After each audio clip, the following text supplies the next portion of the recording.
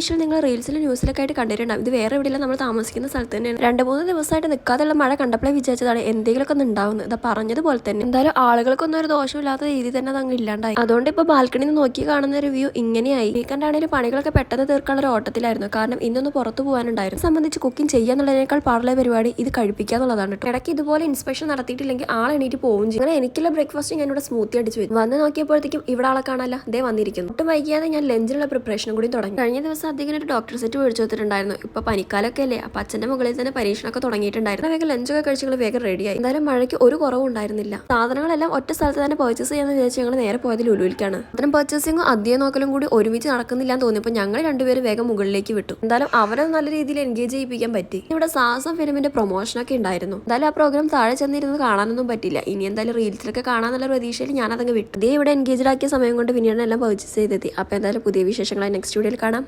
By.